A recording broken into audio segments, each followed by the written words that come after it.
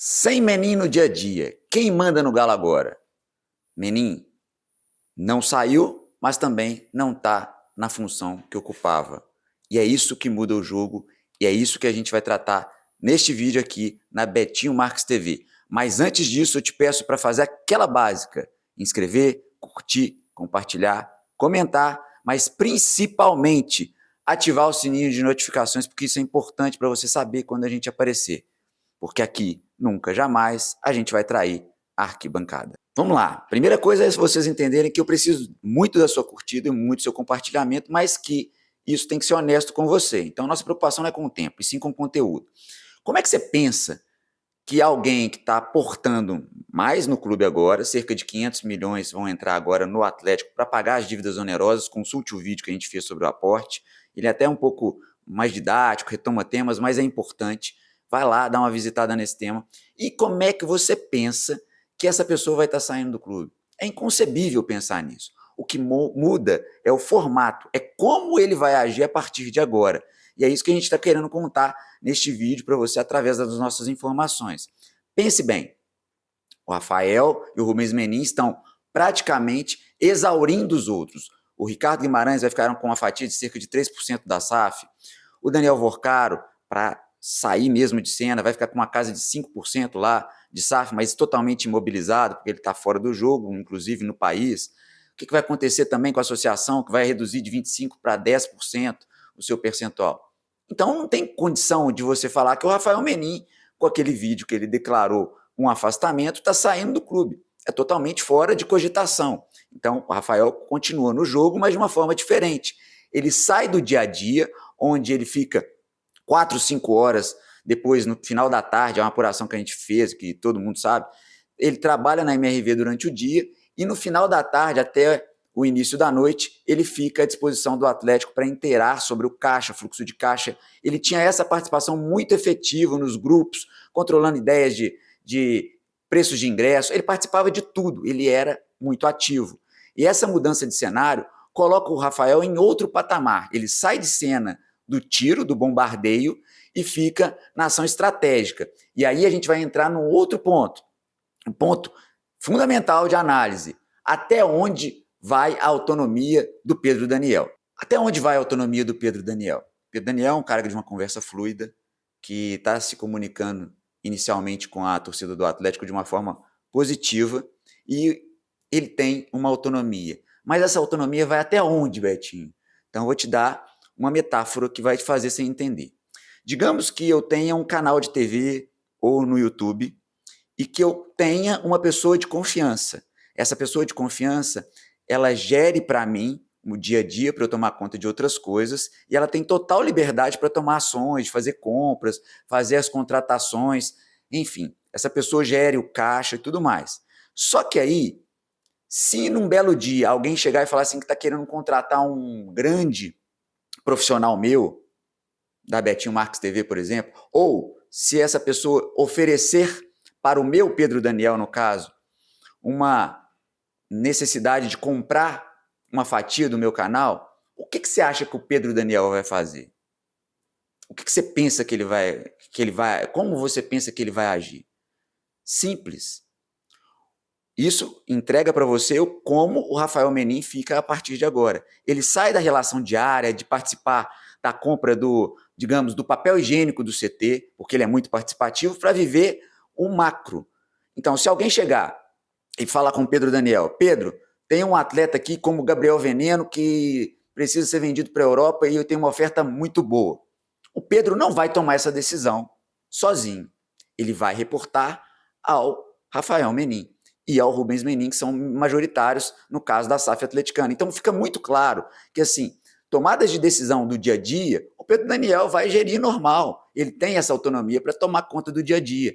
Mas uma coisa que impacta na vida do clube, e isso há uma racionalidade de bom senso, como ele vai perder um ativo como o Veneno, como um jogador promissor como o Riquelme, ou como alguém chegando e oferecendo uma necessidade de querer comprar parte da SAF, isso, obviamente, vai ser comunicado ao Rafael e ao Rubens Menin. Então, o Rafael vive uma vida agora que sai dos holofotes, dos tiros e bombardeios, mas ele continua no jogo porque ele é acionista majoritário e a partir de agora, tudo que não está acontecendo é o Rafael e o Rubens saírem. Vocês estão entendendo?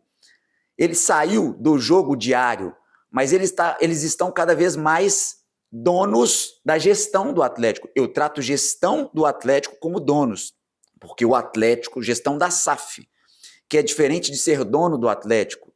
E isso é uma coisa importante. Eles também, neste momento, aparentam ter aprendido com as pancadas uma maturidade fundamental. Eles entendem que eles são donos do negócio, mas nunca, jamais serão donos do Clube Atlético Mineiro. Porque você sabe de quem é o Atlético? É da torcida. E um ponto fundamental disso foi recente. Numa entrevista que o Rafael Menin deu ao Beto Guerra, no dia da inauguração da academia, com novos equipamentos, ele falou: nós somos donos do negócio. O Atlético tem um dono, e o dono é a torcida. Parece que uma ligada de chave do Rafael. E isso é importante, porque ele está saindo de cena, mas continua dono. Mas isso é bom, Betinho? Isso é bom, porque o ar renova, o Pedro fica mais livre para tomar decisões minimamente de rotina e agir e reportar sobre coisas maiores, e isso afasta o Rafael do ranço da sua torcida e faz o Pedro ter mais autonomia, mas também saber que ele é a ponta desse navio, o comandante maior desse navio. Neste momento ele é o comandante maior do navio, mas sabendo que tem um dono do navio, e o dono do navio é o Rubens e o Rafael. Tá entendido? Então agora a gente vai fechar o raciocínio com uma ideia fundamental sobre esse negócio que está acontecendo e a gente termina esse conteúdo importante para vocês fazerem as suas conclusões, porque neste canal você nunca vai ser manipulado, você vai gerar suas conclusões com as informações que a gente vai trazer. Muita gente pergunta sobre as perspectivas de venda da SAF atleticana. Será que eles entregariam o Atlético para uma venda? Eu obtive, em algumas pesquisas que eu fiz na semana passada, com pelo menos 2 ou 3 pessoas que eu fiz, e consegui compilar os dados. E nessa compilação, não há, isso a gente já sabia, mas a gente tem que sempre atualizar, não há ninguém querendo comprar parte da SAF atleticana. Porque a SAF do Atlético ainda é muito problemática do ponto de vista financeiro.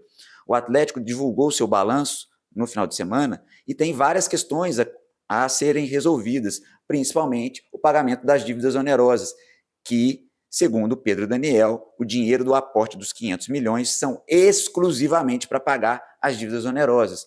E contratações, Betinho, contratações vão ser executadas com alívio na folha. A saída do Hulk propicia, e serão cobrados por isso, propicia oxigenação da folha, e com a saída do Hulk, possivelmente do Dudu, que estava fazendo 12 jogos, e de outros atletas, o Atlético vai ao mercado repor, através dos atletas que saem, outros para chegar.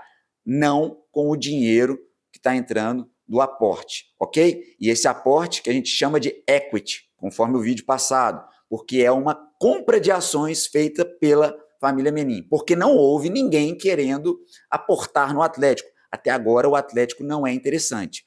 Mas o que está sendo feito? Os Menin estão preparando o Atlético para uma situação futura, devido até às cobranças e tudo mais que acontece, famílias sofrem e tudo mais, para que o Atlético, depois de uma eventual formação de liga, com mais segurança jurídica, o Atlético possa ser repassado a outros grupos ou dividir fatias com os próprios Menins. Neste momento, com as inseguranças jurídicas, com as SAFs que ainda não decolaram, isso não deve acontecer e também não há pessoas interessadas em comprar parte da fatia Atlético. Tanto é que eles estão assumindo essa responsabilidade. Ou seja, retomando mais uma vez, os Menins não saem de cena. Eles estão em outro lugar no contexto atleticano a partir de agora. Então, é isso. Está dito, o Atlético não tem comprador neste momento, mas está se preparando para ter alguém que possa minimamente querer ajudar os Menins em outra oportunidade, possivelmente quando houver uma segurança jurídica, foi-me relatado isso, maior com relação a uma liga mais sedimentada, para que o Atlético possa fatiar a sua SAF no mercado. Para fechar, importante, muitas vezes, diversas vezes, tem inúmeros registros, o próprio Fala Galo posicionou sobre um pedido de tempo para que a SAF fosse maior esclarecida perante o torcedor. houve disputas, discussões, inclusive a gente teve chateações de quem está na gestão do Atlético neste momento, ficou chateado com a gente e está tudo certo, mas a gente sempre jogou na bola. Por que eu estou falando isso? Não é direito nosso, enquanto um canal decente, que quer fazer os questionamentos e vai fazer a vida toda, questionamentos com qualquer um que estiver sentado na cadeira do Atlético. Se for o meu filho, ele vai sofrer pra cacete. Mas é isso. Nunca, jamais a gente vai na rede social ou vai desejar doença para alguém. A gente precisa de criar um ambiente propício para o diálogo. Este canal vai contribuir com o diálogo. E é assim que tem que ser. A contestação e a manifestação pode ser feita verbalmente, pode ser escrito, pode ser no grito na arquibancada, mas nunca pode, jamais desejar aquela doença maledita para ninguém, e não é assim que se joga o jogo. A gente precisa de saber contestar com a democracia, mas sem ultrapassar os limites. Muito obrigado, e se te faz bem, vem, e se te faz mal, tchau.